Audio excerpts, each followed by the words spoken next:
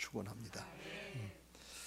자, 오늘 우리가 누가복음 14장 25절부터 35절 말씀을 다시 한번 봤습니다. 무리가 많이 쫓아왔는데 주님께서 돌이키셔서 제자에 관한 말씀을 하십니다. 무릇 내게 오는 자가 자기 부모와 처자와 형제와 자매와 더욱이 자기 목숨까지 미워하지 아니하면 능히 내 제자가 되지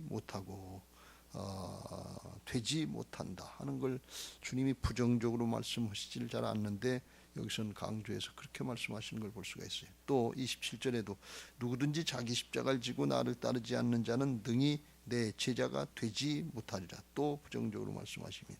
33절에 이와 같이 너희 중에 누구든지 자기의 모든 소유를 버리지 아니하면 능히 내 제자가 되지 못하리라. 못한다. 이건 정말 쉬운 얘기가 아닙니다. 사람의 노력이나 사람의 어떤 힘쓰는 모습으로 되는 것이 아니다 하는 것을 강조해서 말씀하십니다. 그러시면서 누가 제자가 되려고 그러기나 했나, 왜 이렇게 어렵고 힘든 말씀을 하시는가. 34절 35절 소금이 좋은 것이나 소금도 만일 그 맛을 잃으면 무엇으로 짜게 하리요. 땅에도 거름에도 쓸데없어 내버리느니라. 들을 끼가 있는 자는 들을지어다. 그래서 되지 못하고 그래서 주님의 마음이 제자가 되려고 하는 생각하지 말아라 하는 것 같은 그런 느낌이 들어가는데, 또 결론을 말씀하시기는 소금이 좋은 것인데 소금도 만일 그 맛을 잃으면 무엇을 짜게 하랴. 땅에도 거름도 쓸데없어 버려진다는 거예요. 그러니까 제자가 안 되면 버려지는 신앙과 같다 그런 거죠. 그러니까 이거는 주님이 말씀하시는 뜻이 말씀하시는 그 마음이 어디인가 하는 것을 우리가 알 수 있습니다. 하나님 앞에 우리가 회중의 삶, 수많은 무리 예수님을 따라다니다가 기적도 체험하고 문제도 해결하고 능력도 체험해서 좋다고 그러다가 주님의 십자가 앞에서 다 배신하고 도망가는 그런 신앙이 아니고, 끝까지 주님을 따르고 주님의 삶을 재현시키고 하나님 나라 역사에 쓰임받는 제자가 되기를 힘써야 될 줄로 믿습니다. 이게 이렇게 힘들고 어려운 건데 주님이 제자가 되게 하시라고 하는 뜻이 어디 있느냐. 마태복음 19장 27절 이후에 보면 제자로 이제 신앙을 하고 사역을 마칠 때 그때 하나님의 보상, 하나님의 축복이 뭔가. 27절 위에 베드로가 그걸 물어봤어요. 베드로가 대답하여 이르되 보소서 우리가 모든 것을 버리고 주를 따라 싸운데 그런즉 우리가 무엇을 얻으리까 그랬어요. 부자가 예수님이 내 소유를 팔아서 가난한 자들에게 주라, 하늘에서 보화가 내게 있으리라 그랬더니 그냥 근심하면서 돌아갔어요. 그 뒤에다 주님이 이제 제자들 불러서 말씀하시길, 부자가 천국에 들어가기가 어려운데 얼마나 어려우냐면 낙타가 바늘기로 들어가는 것이 부자가 하나님 나라에 들어가는 것보다 어렵다, 쉽다 그랬어요. 그러니까 이거 아주 굉장히 어려운 말씀인데 듣기가 어려운 말씀이 아니라 순종하기가 어려운 말씀이죠. 그러시면서 주님의 제자가 되면 어떤 축복이 있느냐. 예수께서 이르시되 내가 진실로 너희에게 이르노니 세상이 새롭게 되어 인자가 자기 영광의 보좌에 앉을 때 나를 따르는 너희도 12보좌에 앉아 이스라엘 12지파를 심판하리라. 그래서 주님과 함께 하나님 나라의 보좌에 앉아서 영원토록 하나님의 통치권에 참여하게 되는 것을 믿으시기 바랍니다. 이건 예수님이 직접 하신 말씀이에요. 하늘로부터 오신 분이기 때문에 하나님 나라의 사정을 아시는 분으로서 그걸 말씀하셨고, 29절 또 내 이름을 위하여 집이나 형제나 자매나 부모나 자식이나 전토를 벌인 자마다 여러 배 또는 100배를 받고 또 영생을 상속하리라. 영원한 생명을 갖고 하나님 나라의 축복을 이제 100배나 누리게 되겠다. 그래서 아주 엄청난 것을 말씀하시면서 그러나 먼저 된 자로서 나중되고 나중된 자로서 먼저 될 자가 많으리라. 이건 혈연으로 유대인들로 태어났다고 그래서 되는 거 아니고, 모태신앙이라고 되는 거 아니고, 거듭난 하나님의 자녀들, 거듭나고 하나님 나라의 생명을 얻고 하나님 나라의 생명을 사는 사람들에게 있게 되는 은혜인 것을 믿으시기 바랍니다. 우리가 언뜻 생각해 보면 이렇게 어렵고 힘든 일을 강조할 때는 거기에 걸맞는 보상, 영원한 축복이 있는 것을 믿으시기 바랍니다. 그렇지 않으면 주님께서 이 말씀을 하실 이유가 없잖아요.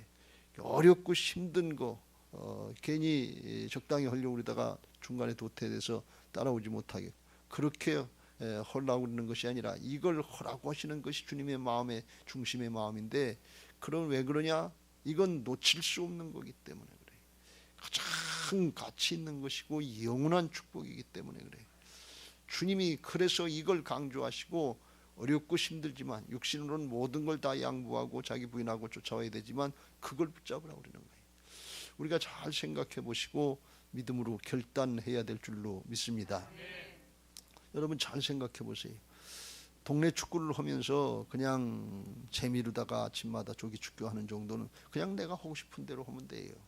하다가 힘들면 쉬어도 되고, 그냥 하기 싫으면 그만두고 그냥 안 나가도 되고, 그냥 그건 자기 마음대로 해도 돼. 그런데 그것도 축구예요. 재미로 하는 거예요. 그런데 손흥민 선수처럼 세계적인 선수가 돼가지고서 세계 최고의 리그라고 하는 영국 프리미어 리그에서 득점왕이 될 정도가 되면 그건 보통 노력 가지고 한다는 게 아니에요. 거기다 모든 걸 다 투자해야 돼요. 얼마나 투자를 해야 되겠냐 말이죠. 손흥민 선수가 얼마나 축구를 잘하는지 우리는 감히 짐작도 잘 못하지만 양발을 왼발을 오른발처럼 쓴다는 거 아니에요. 그래서 이쪽으로 골이 들어갈지 이쪽 공을 차서 골을 넣을지 그 골키퍼가 예측을 하기가 힘들다는 거예요. 그 정도로다가 이 양발 훈련을 아버지가 시킨 거예요. 그 아버지가 크리스찬인데 그러면서 아주 최고의 노력을 했고, 그게 가장 자기에게는 가치 있는 일이고 자기의 사명처럼 이렇게 생각하기 때문에 자기는 그 축구 선수가 최고의 선수가 되기 위해서 그때까지 결혼을 하지 않겠다는 거예요. 결혼을 미루는 거예요. 왜? 그게 자기에게 그렇게 가치가 있는 것이고, 그걸 통해서 국위를 선양하고, 그 손흥민 때문에 대한민국이 얼마나 높아진 줄 아세요? 영국 사람들이 한국 사람들을 우습게 생각하고 그러다가 손흥민하고 대한민국 한번 와보고서 생각들이 바뀌었어요. 그러니까 한 사람이 그렇게 중요하다 그런 말씀. 이 영원한 가치에다가 누가 한 사람이 헌신하고 투자하고 그 가치를 드러내면 그 사람 때문에 구원받는 역사가 온 인류에게 퍼진 게, 그게 예수 그리스도의 십자가 부활인 것을 믿으시기 바랍니다. 누군가 하나 거기 투자하면 돼. 각 가정마다 개척자들이 있어요. 신앙의 개척자들. 어렵고 힘들어도 목숨 걸고 믿음 지키고 정말 순종하면서 하나님 나라를 바라보면서 나갔던 그런 개척자들이 있기 때문에 그 가문이 구원받는 거예요. 그 가문에서 열매가 맺어진다 그런 말씀이에요. 이게 자기 부모 형제도 미워한다. 하나님을 더 사랑해야 된다는 거예요. 자기 십자가를 지고 따라가야 된다. 주님 따라가는데 걸림돌이 있는 건 다 부인하고 쫓아가야 된다. 주님 때문에 고난을 당하고 역경당하고 힘들고 어려울 때 그거 참고 나가야 된다면 자기를 부인해야 되는 것이 자기 십자가인 것을 믿으시기 바랍니다.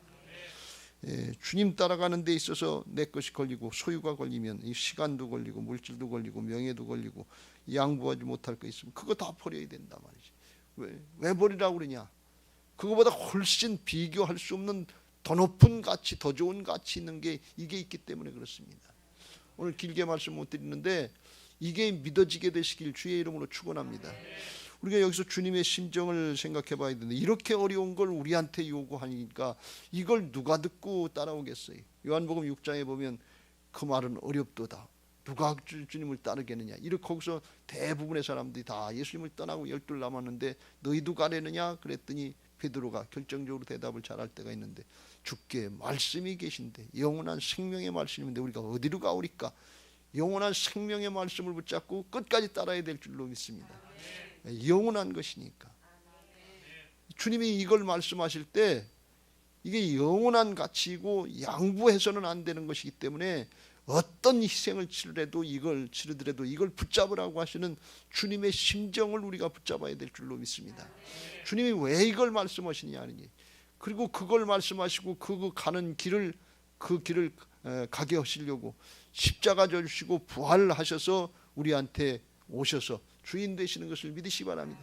그러니까 오늘 우리가 두 가지를 깨달아야 되는데, 주님이 왜 이렇게 어려운 걸 말씀하시느냐, 그게 하나 주님의 마음이고, 그러면 그거 어렵게 말씀하시고 못 된다 되지 못한다 그리고 끝내시려고 하시는 거냐? 그게 아니에요. 다 양보하고 주님께 온전히 맡겨라 그런 말씀이에요.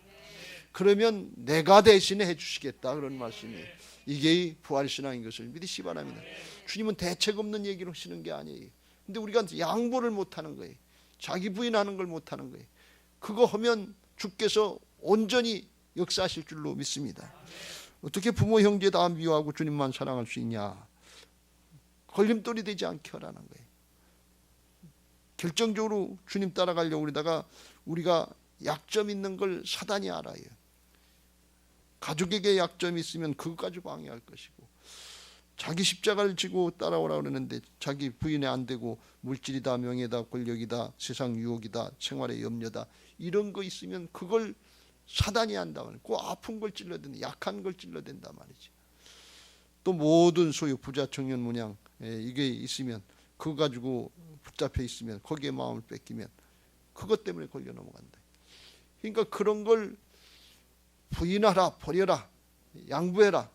이게 굉장히 육신의 소욕을 갖고 죄성을 가지고 이기적인 욕심 가지고 사는 인생들이 누구에게도 하나도 편한 게 없어요. 근데 이건 영적인 역사고 사단의 방해가 있고 하나님 나라의 역사이기 때문에 그걸 양보하고 전적으로 주님을 믿고 따르고 사랑해야, 그래야 주님이 전적으로 역사해 주신다는, 그래야 이기게 하시고 영원한 승리자가 되게 하시는 것을 믿으시기 바랍니다. 할렐루야.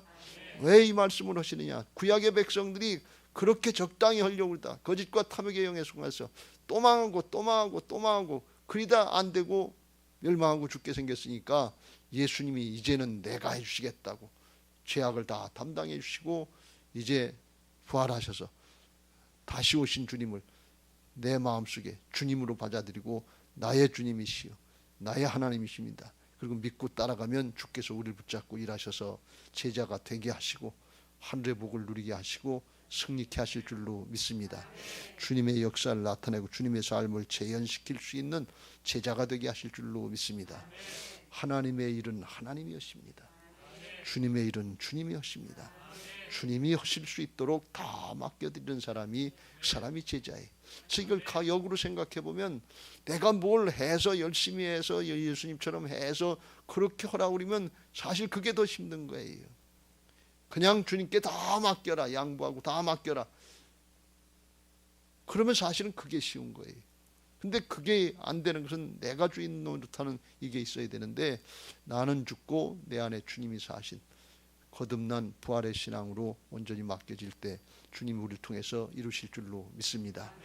오늘 주님의 심정을 붙잡고 그렇게 하게 해달라고 오늘 아침에도 말씀드렸습니다만 한 번밖에 살 수 없는 인생인데 내 인생 어디에다 투자하고 가야 여한 없이 후회 없이 가겠어요? 잘 생각해 보세요. 한 번밖에 살 수 없는 인생인데 어디에다 투자하고 가야 잘 살았다고 스스로도 생각하고 주변의 사람들도 그렇게 생각하겠니? 돈입니까? 명예입니까? 권력입니까? 인기입니까? 뭡니까? 이거 잘 심각하게 생각해 보시고 가장 값진 데다가 예수님이 가르치신 영원한 진리에다가 천국의 보화에다가 투자할 수 있게 되시길 주님의 이름으로 축원합니다. 바라기는 우리의 신앙이 예수님의 심정이 진짜 받아들여지고 믿어져서 아주 기쁘고 즐거운 마음으로 주님 따라갈 수 있는 성령 충만한 주님의 사랑으로 충만한 기쁨이 충만한 신앙들 되시길 주의 이름으로 축원합니다.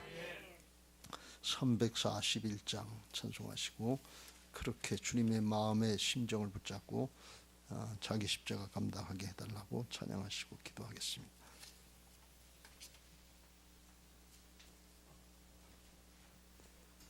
십자가를 내 가지고 주를 따라갑니다. 이제부터 예수로만 나의 보배 삼겠네. 세상에서 부귀 영화 모두 잃어버려도 주의 평안 내가